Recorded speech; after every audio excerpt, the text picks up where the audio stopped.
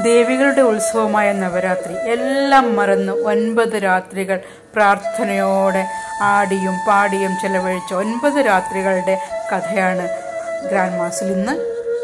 അപ്പോൾ എല്ലാവരും വരും. നവരാത്രിയുടെ ആദ്യത്തെ ദിവസമാണ് ഇന്ന്. ഇന്നത്തെ ദേവീഭാവം ശൈലപുത്രി ആണ്. കളർ ഓറഞ്ചാണ്. അപ്പോൾ ഫെമിനിറ്റിയുടെ സ്ത്രീത്വത്തിൻ്റെ ഈ ഉത്സവത്തിലേക്ക് എല്ലാവർക്കും സ്വാഗതം.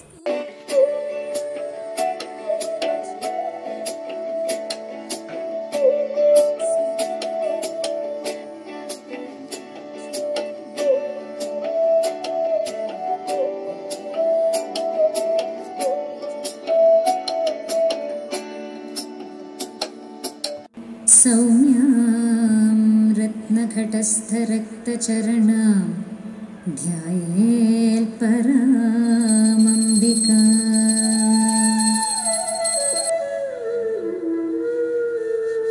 ध्यायेत् पद्मासनस्थां विकसितवदनां पद्मपत्रायताक्षीं हेमाभां पीतवस्त्रां करकलितलसद्धेमपद्माम्बराङ्गीं सर्वालङ्कारयुक्तां सददमभयतां भक्तनम्रां भवानीं श्रीविद्यां शान्तमूर्तिं सकलसुरनुतां सर्वसम्पत्प्रदात्रीं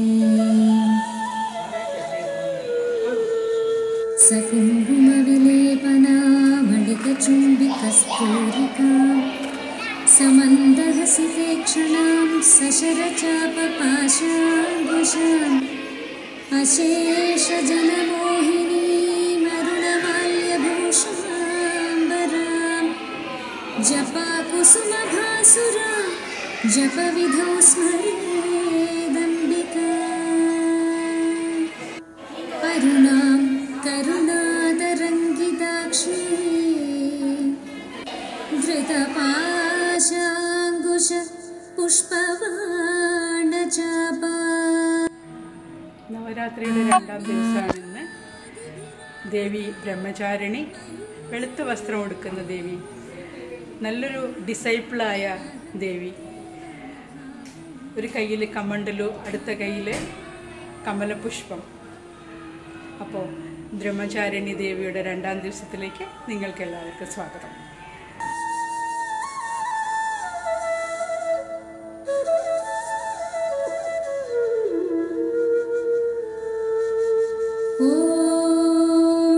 श्रीमाता श्रीमहाराज्ञी श्रीमत्सिंहासनेश्वरी चिदग्निकुण्डसम्भूता देवकार्यसमुद्यता उद्यद्भानुसहस्राभा चतुर्बाहुसमन्विता रागस्वरूपपाषाढ्या क्रोधाकाराङ्कुशोज्ज्वला मनोरूपेक्षुकोदण्डा पञ्चतन्मात्रसायका निजारुणप्रभापूरमज्जद्ब्रह्माण्डमण्डला चम्बकाशोकपुन्नागसौगन्धिकलसत्कजा कुरुविन्दमणिश्रेणीकोटीरमण्डिता अष्टमी चन्द्रबिभ्राजदलितस्थलशोभिता मुखचन्द्रकळङ्गाभमृगनाभिविशेषका वदनस्मरमाङ्गल्यगृहतोरणचिल्लिका वक्त्रलक्ष्मीपरीवाहचलन्मीनाभलोचना नवचम्बकपुष्पाभनासा दण्डविराजिता ताराकान्तितिरस्कारी नासाभरणभासुरा कदम्बमञ्जरी क्लिप्तकर्णपूरमनोहरा ताडङ्गयुगलीभूततपनोडुपमण्डला पद्मरागशिलादर्शपरिभाविकपोलभूः नवविद्रुमबिम्बश्रीन्यक्कारिरदनच्छदा शुद्धविद्याङ्गुराकारद्विजपङ्क्तिद्वयोज्ज्वला कर्पूरवीडिकामोदसमा. നവരാത്രിയുടെ 3ാം ദിവസം ചന്ദ്രഘണ്ഠാദേവിയുടെ ദിവസമാണ് ഇന്ന്. ചുവന്ന വസ്ത്രമഴിഞ്ഞ് എല്ലാ കൈകളിലും ആയുധങ്ങളുമായി ദേവി എല്ലാ ദുഷ്ടശക്തികളെയും നിഗ്രഹിക്കാനായിട്ട് ഇറങ്ങുന്നു. അപ്പോൾ നമുക്ക് ചന്ദ്രഘണ്ഠാദേവിയുടെ ഈ ദിവസം ആഘോഷിക്കാം. എല്ലാവരും വരും. कनकाङ्गदकेयूरकमनीयभुजान्विता रत्नग्रैवेयचिन्दाकलोलमुक्ताफलान्विता कामेश्वरप्रेमरत्नमणिप्रतिपणस्तनी नाभ्यालवालरोमाणी लताफलकुचद्वयी लक्ष्यरोमलताधारता समुन्नेयमध्यमा स्तनभारदळन्मध्यपट्टबन्धवलित्रया अरुणारुणकौसुम्भवस्त्रभास्वत्कटीतटी रत्नकिङ्किणिकारम्यरशनादामभूषिता कामेशज्ञातसौभाग्यमार्दवोरुद्वयान्विता माणिक्यमकुटाकारजानुद्वयविराजिता इन्द्रगोपपरिक्षिप्तस्मरतूणाभजङ्घिका गूढगुल्फा कूर्मपृष्ठजयिष्णुप्रपदान्विता नखदीधिति संच्छन्न नमज्जनतमो गुणा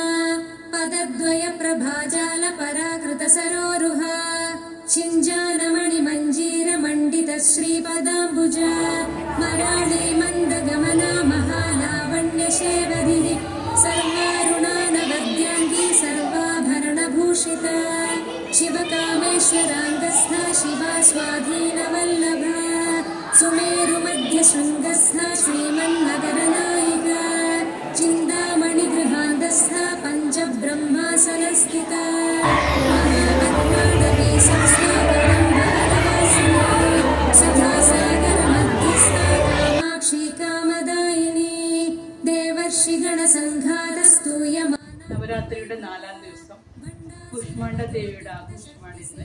നീലവസ്ത്രധാരിയായി കൈകളിൽ ആയുധങ്ങളേന്തി ലോകനന്മയ്ക്കായി അവതരിച്ചിരിക്കുന്ന പാർവതി ദേവിയുടെയും കാർത്തികമായ കുഷ്മാണ്ഡ ദേവിയുടെ ദിവസത്തിലേക്ക് എല്ലാവർക്കും സർവായുധപരിഷ്കൃത ഗേയചക്രരഥാരൂഢമന്ത്രിണീ പരിസേവിത കിരിചക്രരഥാരൂഢദണ്ഡനാഥാ പുരസ്കൃത ज्वालामालिनिकाक्षिप्तवह्निप्राकारमध्यगा भण्डसैन्यवधोद्युक्तशक्तिविक्रमहर्षिता नित्या पराक्रमाडोपनिरीक्षणसमुत्सुका भण्डपुत्रवधोद्युक्तबाला विक्रमनन्दिता मन्द्रिण्यम्बा विराही वीर्यनन्दिता कामेश्वरमुखालोककल्पित श्रीगणेश्वरा महागणेशनिर्भिन्नविघ्नयन्त्रप्रहर्षिता भण्डासुरेन्द्रनिर्मुक्तशस्त्रप्रत्यस्त्रवर्षिणी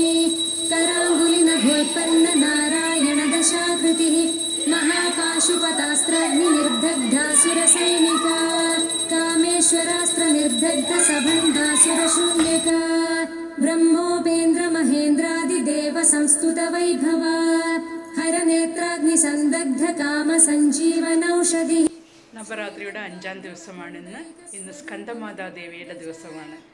മഞ്ഞ വസ്ത്രമണിഞ്ഞ് സിംഹാസനരൂഢയായി സ്കന്ദമാതാവ് എന്നറിയപ്പെടുന്ന ദേവി, സ്കന്ദൻ അതായത് സുബ്രഹ്മണ്യൻ്റെ അല്ലെങ്കിൽ നമ്മുടെ മുരുകൻ്റെ അമ്മ എന്ന അർത്ഥത്തിൽ സ്കന്ദമാതാദേവി അറിയപ്പെടുന്നു. മാതൃത്വത്തിൻ്റെ പ്രതിരൂപമാണ് സ്കന്ദമാതാദേവി. അപ്പോൾ എല്ലാവർക്കും നവരാത്രിയുടെ ഈ 5ാം ദിവസത്തിലേക്ക് സ്വാഗതം.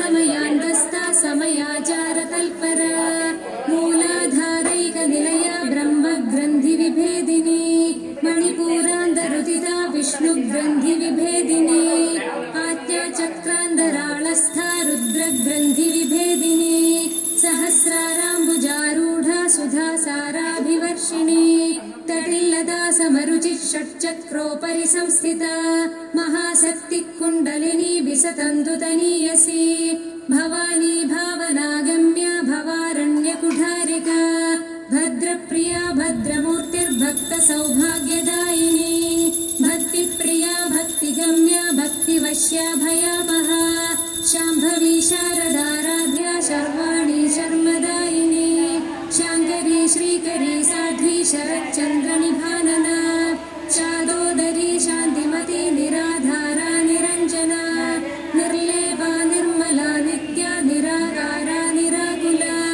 निर्गुणा निष्कला शान्ता निष्कामा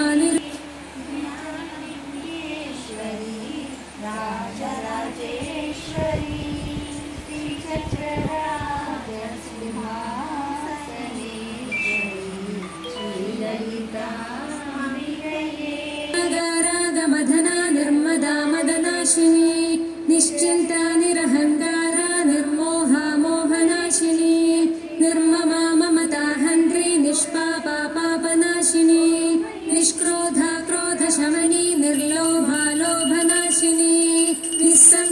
निर्संशयग्नि निर्भवा भवनाशिनी निर्विकल्पा निराबाधा निर्भेदा भेदनाशिनी निर्नाशा मृत्युमदनी निष्क्रिया निष्परिग्रहा निस्तुला नीलचिकुरा निरपाया निरत्यया दुर्लभा दुर्गमा दुर्गा दुःखहन्त्री सुखप्रदा दुष्टदूरा दुराचार शमनी दोषवर्जिता सर्वज्ञा सान्द्रकरुणा समानाधिकवर्जिता सर्वशक्तिमयी सर्वमङ्गला सद्गतिप्रदा सर्वेश्वरी सर्वमयी सर्वमन्त्रस्वरूपिणी सर्वयन्त्रात्मिका सर्वतन्त्ररूपा मनोन्मनी महेश्वरी महादेवी महालक्ष्मीर्मृडप्रिया महारूपा महापूज्या महापादगनाशिनी महामाया महासत्त्वा महाशक्तिर्महारथिः महाभोगा महेश्वर्या महावीर्या महाबला महाबुद्धिर्महासिद्धिर्महायोगीश्वरेश्वरी महातन्त्रा महामन्त्रा महायन्त्रा महासना महायागक्रमाराध्या महाभैरवपूजिता महेश्वर महाकल्प महाताण्डवसाक्षिणी महाकामेश महिषी महात्रिपुरसुन्दरी चतुष्षष्ट्युपचाराढ्या चतुष्षष्टिकलामयी महाचतुष्षष्टिकोटियोगिनी गणसेविता मनुविद्या चन्द्रविद्या चन्द्रमण्डलमध्यका चारुरूपा चारुहासा चारुचन्द्रकलाधरा चराचर जगन्नाथ. ഇന്ന് നവരാത്രിയുടെ 6ാം ദിവസമാണ്. ദേവി കാത്യായനി ദേവിയുടെ ആഘോഷം. ദേവി കാത്യായന മഹർഷിയുടെ മകളാണ്. ദേവി കാത്യായനി സിംഹാരൂഢയാണ്. കൈകളിൽ ഖഡ്ഗവും പത്മവും എന്തിയിരിക്കുന്നു. അപ്പോൾ കാത്യായനി ദേവിയുടെ ഇന്നത്തെ ദിവസത്തിലേക്ക് എല്ലാവർക്കും സ്വാഗതം.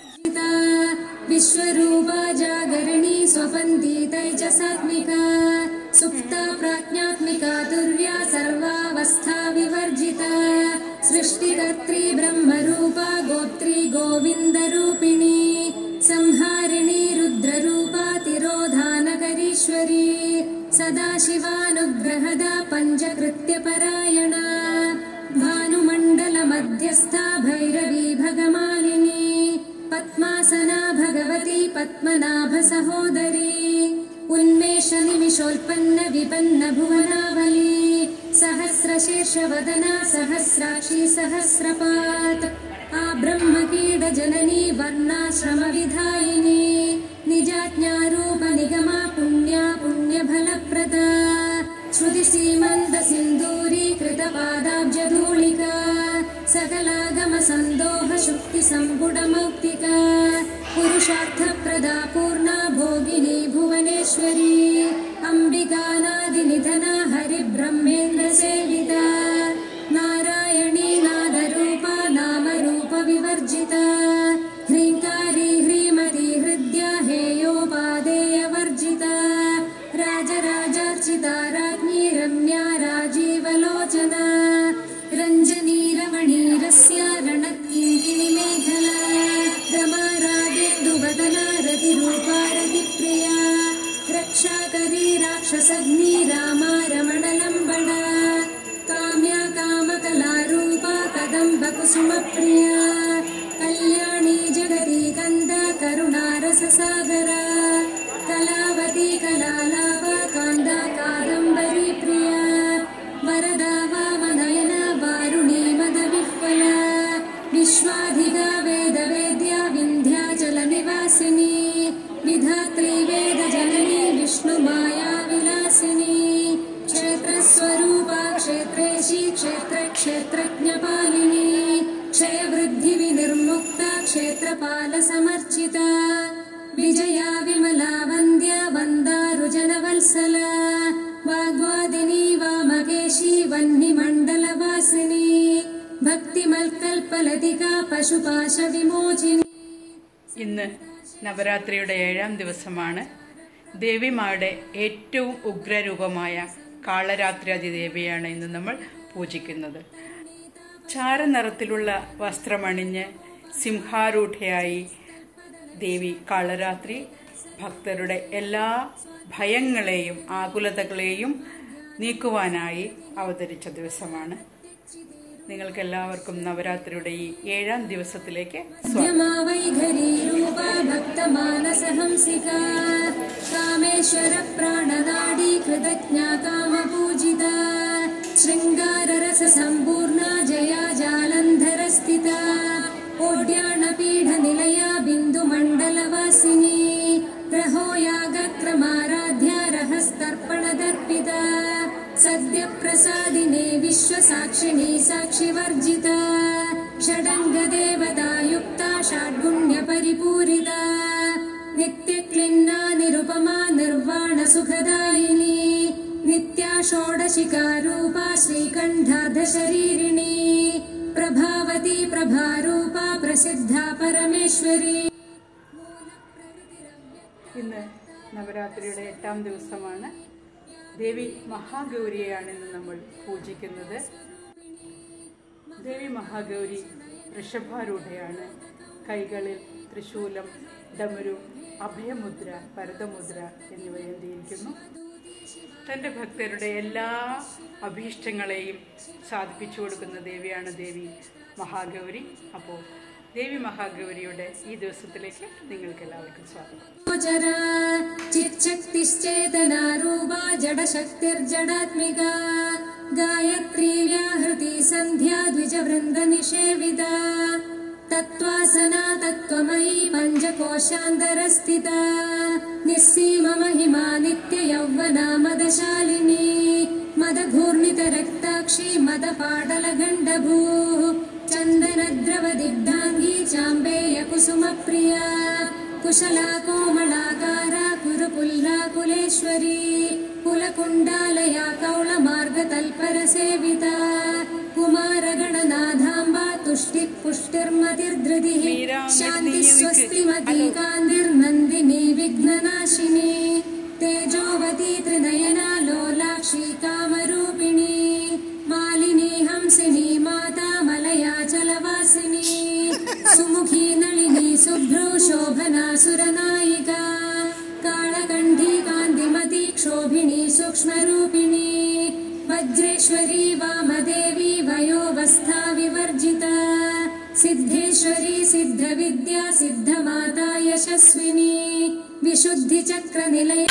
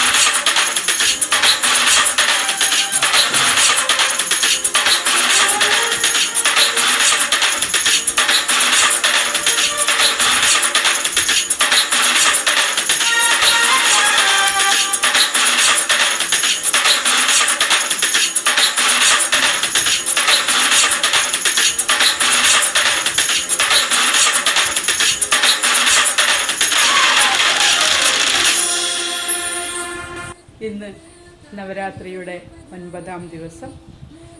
മാ സിദ്ധിദാത്രിയാണ് ഇന്ന് നമ്മൾ ആരാധിക്കുന്നത്. കൈകളിൽ ശംഖ്, ചക്രം, ഗദ, പത്മം ഏന്തിയിരിക്കുന്നു. തൻ്റെ ഭക്തർക്ക് എല്ലാ സിദ്ധികളും പ്രദാനം ചെയ്യുന്ന ദേവിയാണ് മാ സിദ്ധിദാത്രി. അപ്പോൾ മാ സിദ്ധിദാത്രിയുടെ ഈ ദിവസത്തിലേക്ക് നിങ്ങൾക്ക് എല്ലാവർക്കും സ്വാഗതം.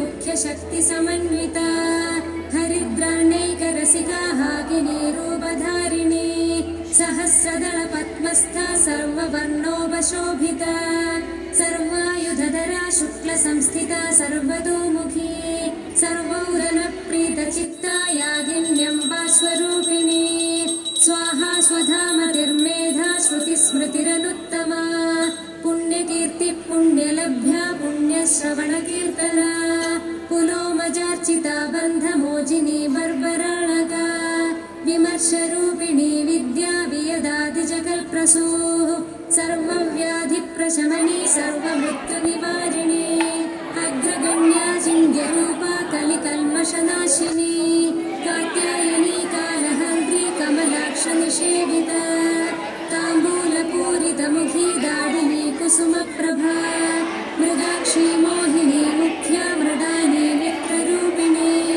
नित्यतृप्ता भक्तनिधिर्नियन्त्री निखिलेश्वरी मैत्र्यादिवासना लभ्या महाप्रलयसाक्षिणी पराशक्ति परानिष्ठा प्रज्ञानघनरूपिणी माध्वीपानालसामत्ता मातृका वर्णरूपिणी महाकैलासनिलया मृणालमृदुदोर्लता महनीया दया मूर्तिर्महासाम्राज्यशालिनी आत्मविद्या महाविद्या श्रीविद्या कामसेविता श्रीषोडशाक्षरी विद्या Trikuta कामकोटिका कटाक्षकिङ्करीभूतकमला Stay connected with grandmas always. Spread light and shine wherever you go. Tata, bye bye till we meet again. Lots and lots of love.